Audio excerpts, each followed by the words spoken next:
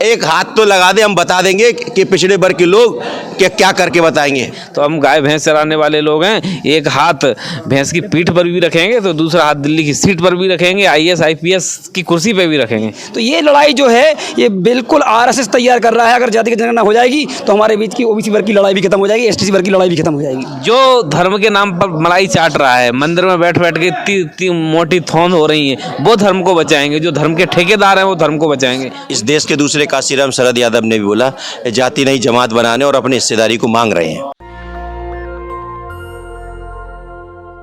दिल्ली में आज OBC की एक बड़ी बैठक हुई है, OBC महासभा की। उसके युवा नेता भी हमारे साथ हैं और क्या किन किन मुद्दों पर बातचीत हुई? सर आज यहाँ पर हमारा कार्यक्रम था जिसमें फातिमा शेख, सावित्री फुले और कर्पूरी ठाकुर एवं श्रद्धांजलि रखी गई थी मंडल मसीहा शरद यादव जी का। और उसमें हमारा मुख्य मुद्दा था जातिगत जनगणना। और जाति जनगणना इसलिए हम चाहते हैं कि हमें जो संख्या के अनुपात में हिस्सेदारी चाहिए है, उस जो बाबा साहब भीमराव अम्बेडकर ने 340 अनुच्छेद में ये लिखा है कि जैसे ही सरकार बने इस देश के अंदर और OBC की गिनती हो और उनको संख्या के अनुपात में हिस्सेदारी मिले। लेकिन 1931 के बाद 1931-32 के बाद अभी तक हमारी गिनती नहीं कराई गई, जिसके कारण हमारे OBC वर्ग के बीच में जातिगत द्वंद्व पैदा हो रहा है। अगर हमको सबको बराबर हिस्सेदारी मिल जाएगी तो हमारा कोई दिक्कत ही नहीं है, एक दूसरी लड़ाई नहीं रहेगी। तो ये लड़ाई जो है ये बिल्कुल RSS तैयार कर रहा है। अगर जाति की जनगणना हो जाएगी तो हमारे बीच की OBC वर्ग की लड़ाई भी खत्म हो जाएगी, STC वर्ग की लड़ाई भी खत्म हो जाएगी। कौन जाति जनगणना का जो लोग विरोध कर रहे हैं, खासकर जो ब्राह्मण समाज के लोग, उनको क्या कहें? देखिए ब्राह्मण समाज की भी हम गिनती कराना चाहते हैं, इसलिए क्योंकि अगर उनकी गिनती पता चल जाएगी तो जो सत्ता में ज़्यादा बैठे हैं उनको भी हटा दिया जाएगा। ये बताइए 60% से ज़्यादा न्यायालय में बैठे हैं, जबकि 3% उनकी वोट है इस देश के अंदर। अब आप न्यायपालिका में हो गया, इसके बाद कार्यपालिका में देख लीजिए 76.9% ये प्रथम एवं द्वितीय श्रेणी में नौकरी में बैठे हुए हैं, जबकि इनकी संख्या 3% है। तो इस देश के अंदर जिस प्रकार से सभी स्तंभों में प्राइवेट सेक्टर में ये 90% से ऊपर बैठे हुए हैं, जबकि संख्या इस देश के अंदर लोकतंत्र के हिसाब से। महेंद्र लोधी जी वो तो कह रहे हैं कि हम मेरिट के दम पर बैठे हैं, आप लोगों में मेरिट षड्यंत्र से बैठे हैं सर। मेरिट की अगर बात आप करेंगे तो हम 4,500 साल से लगातार हमारा छुआछूत किया जा रहा है, हमारे साथ दुर्भावना हो रही है, हमारे हक अधिकार छीने जा रहे हैं, हमारी रजिस्ट्री मतलब हमारी संपत्ति रखने का अधिकार नहीं था। इसका मतलब ये है कि हमको 4,000 साल से अधिकार नहीं दिए। अभी संविधान लागू होने के 70 वर्ष में ही हमें अधिकार मिले हैं। वो 4,000 साल से पढ़ रहा है और वो ला रहा है 90 अंक, और हम 70 साल से पढ़ रहे हैं बाबा साहब अम्बेडकर के संविधान के द्वारा। तो हम अगर 70-75 अंक ला रहा तो उनसे ज़्यादा हैं, 90 से ज़्यादा कहलाएं। क्यों? क्योंकि हम तो अभी 100-200 साल ही हुए हैं पढ़े लिखे। वो लोग तो कह रहे हैं कि इससे हिंदू टूट जाएगा, हिंदू अलग अलग हो जाएगा, मुसलमानों का देश पर कब्जा हो जाएगा। देखिए इस विचारधारा में संविधान में कहीं भी हिंदू मुस्लिम दुनिया भर की बात नहीं है। बाबा साहब ने साफ तौर पे कहा है संवैधानिक अधिकार मिलेंगे तो आपको OBC STC बनना पड़ेगा तभी मिलेगी। इसलिए इसमें हिंदू की बात आती नहीं, हमें हिंदू से मतलब नहीं है। हम लोग सब OBC STC वाले हैं और हम समतामूलक समाज की स्थापना करना चाहते हैं। लेकिन आप लोगों को तो मंदिर जाने दिया जा रहा है, तो आप लोग खुश रहिए। हिंदू समाज को तो ब्राह्मण समाज लीड करेगा ना। नहीं, मंदिर कहाँ जाने दिया जा रहा है? अगर वैसा जाने दिया जा रहा होता तो कल्याण सिंह जी की फोटो लगना चाहिए थी। उन्होंने तो कुर्सी को लात मार दी मुख्यमंत्री की उत्तर प्रदेश के अंदर। उमा भारती जो मस्जिद में चढ़ गई थी, जिसके कारण आज मंदिर बन रहा है। लेकिन और इसमें कुर्मी समाज के, कुशवाहा समाज की सभी OBC वर्ग के नेताओं ने जो लड़ाई लड़ी कमंडल की, उनको लात मार के बाहर कर दिया गया है। और ना उनका कोई फोटो है, ना उनको उस 10 या 12 प्रकार के जो लोग रखे हैं वहाँ पे सब ब्राह्मण बनी। मानते क्यों नहीं कि ब्राह्मण समाज जो है वो ब्राह्मण धर्म में लीडर है, उसके पद चिन्हों पर आपको चलना है। वो जो कहे मतलब ब्राह्मण धर्म है। आपको मैं बताना चाहूंगा हिंदू धर्म के नाम पे सिर्फ ब्राह्मण कमाई कर रहा है। मंदिर मस्जिद में भी अगर जमीन जगह लगी है तो OBC पिछड़ा वर्ग की लगी हुई है। इसलिए हम जाति का जनगणना चाहते हैं और संख्या के अनुपात में हिस्सेदारी चाहते हैं। अब मेरे साथ लोकेंद्र गुर्जर हैं। सोचिए लगातार जाट, पटेल, मराठा, गुर्जर, कुशवाहा हैं। आप लोग क्या क्यों चाहते हैं? हम चाहते हैं कि इस देश में आज की डेट में गाय भैंस बकरी सबकी गिनती हो रही है, जहाँ तक हिजड़ों तक की गिनती हो रही है, पर पिछड़ों की गिनती नहीं हो रही है। यदि किसी भी चीज़ का हम बंटवारा करेंगे, आज हम यहाँ पे 100 लोग या 50 लोग हैं, यहाँ पे सपोज करिए इनके लिए खाना आया हुआ है, जब तक हम गिनती नहीं करेंगे तो इनको देंगे कैसे? जिसके हाथ में आएगा, जिसके हाथ में 10 पैकेट आए वो 10 पैकेट लेके बक देगा, जिसके हाथ में 2 मिलेंगे वो 2। जो बेचारा गरीब है या जिसने कमजोर, तो हिंदू तो हो, मंदिर जाने तो अब दिया जा रहा है, और क्या चाहिए? हिंदू से पेट नहीं भरता ना साहब। पेट भरने के लिए रोटी चाहिए, रोजगार चाहिए, घर चलाने के लिए सुख सुविधा संसाधन चाहिए। तो खेत जोतो, भैंस चराओ, गाय पालो, सब्जी उगाओ, कलेक्टर एसपी क्यों बनना है? हमें कलेक्टर एसपी इसलिए बनना है कि हमें भी सामाजिक अधिकार जो 5000 साल से नहीं मिले हैं वो हमको मिलेंगे। और वो बाबा साहब संविधान में लिख के गए हैं कि जिसकी जितनी संख्या बारी उसकी उतनी हिस्सेदारी। तो धर्म कौन बचाएगा जब आपके बच्चे पढ़ने लिखने लगेंगे? तलवार कौन भाजेगा? त्रिशूल कौन भाजेगा? जो धर्म के नाम पर मलाई चाट रहा है, मंदिर में बैठ बैठ के इतनी मोटी थौन हो रही है, वो धर्म को बचाएंगे। जो धर्म के ठेकेदार हैं वो धर्म को बचाएंगे। उनकी जिम्मेदारी है धर्म को बचाना। उनका बच्चा तो विदेश जा रहा है, IIT IIM कर रहा है। अब हमारा बच्चा भी IIT करेगा, IIM करेगा और उनसे आगे निकल के दिखाएगा। क्या नाम है आपका? राकेश लोधी।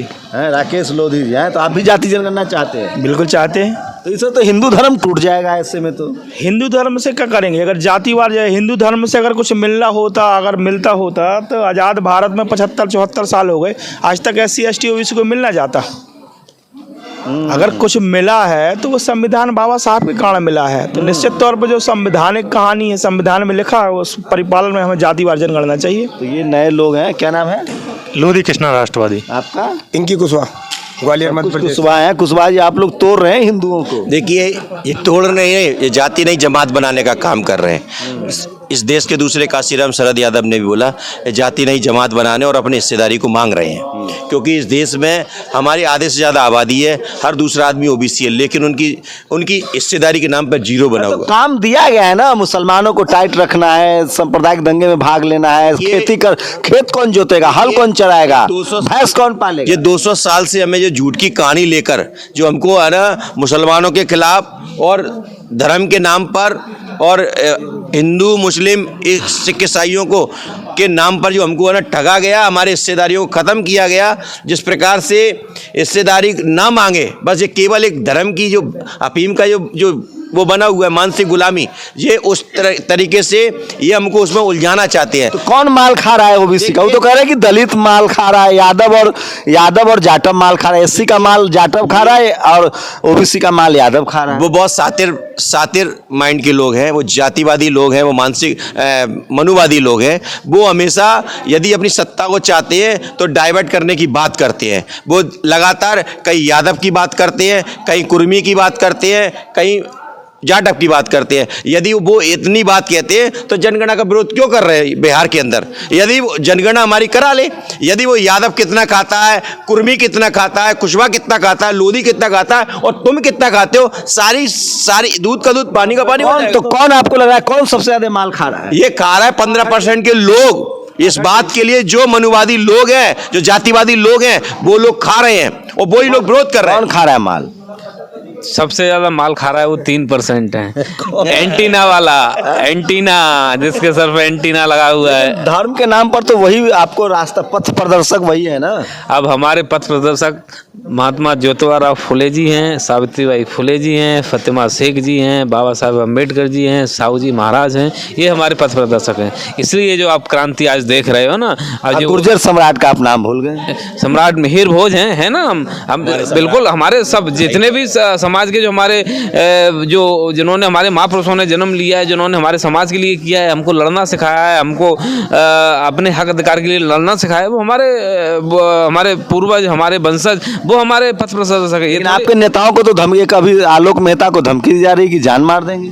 देखिए, वो धमकी देते रहे वो, लेकिन समाज ये ना सोचा अशोक ने तलवार छोड़ दी है। समाज अब हथियार लेके भी तैयार बैठा है। वो मौर्य जी को धमकी दी जा रही है। मौर्य जी को धमकी दी है। वो एक पहली बात हम लोग पहले बोल रहे हैं, एक हाथ तो लगा दे, हम बता देंगे कि पिछड़े वर्ग के लोग क्या करके बताएंगे। लेकिन अधिकार तो जाट, गुर्जर, पटेल, मराठा को भी नहीं मिल रहा है, तो वो कहाँ निकल रहा है? आप देखिए ना, क्यों नहीं निकल रहा है। आप देखिए, सम्राट मिहिर भोज के मामले में पूरे देश में क्रांति हुई थी नहीं हुई थी?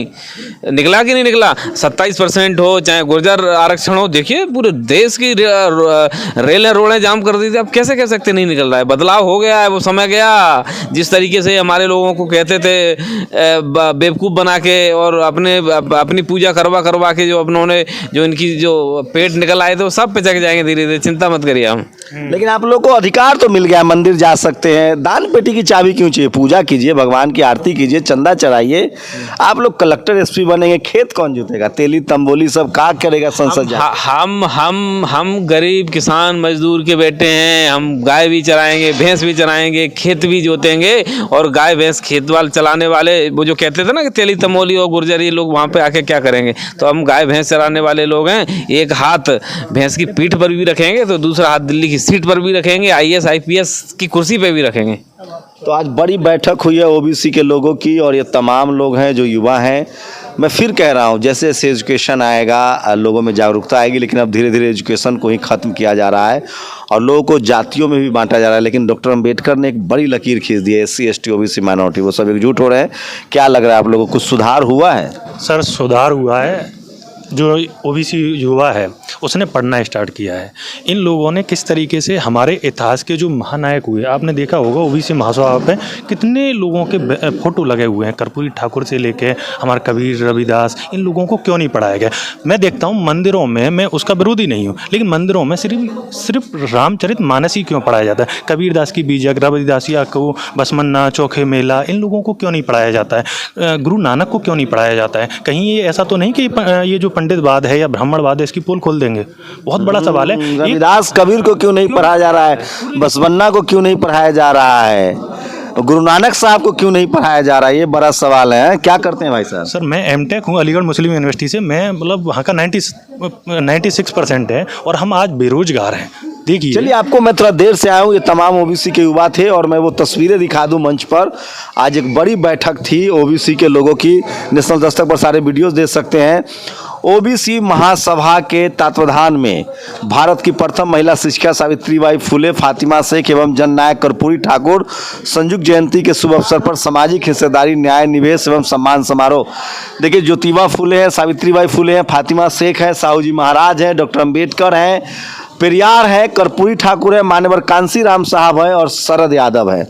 मैं फिर कह रहा हूँ, अगर आप समाज की लड़ाई, मानवता की लड़ाई, देश को मजबूत बनाने की लड़ाई लड़ते हैं तो आपको हमेशा के लिए अमरत्व की प्राप्ति होती है।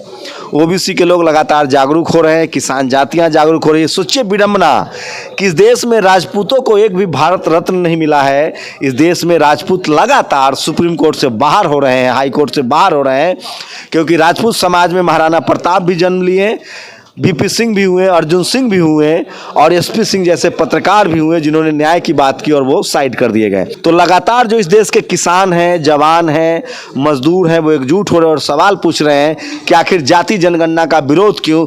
पता तो चले कि इस देश में मलाई कौन खा रहा है और मजदूरी कौन कर रहा है। आप लोग पूरी बातचीत पर अपनी प्रतिक्रिया जरूर दीजिए। शंभू कुमार सिंह, नेशनल दस्तक, दिल्ली। नेशनल दस्तक की आपसे गुजारिश है कि अगर इसको बचाना चाहते हैं तो नेशनल दस्तक को सब्सक्राइब करने के लिए रेड कलर के सब्सक्राइब बटन को दबाएं, फिर बेल आइकन की घंटी दबाएं। नेशनल दस्तक को बचाने के लिए बहुत जरूरी है कि हर खबर को शेयर करें, लाइक करें, कमेंट जरूर करें।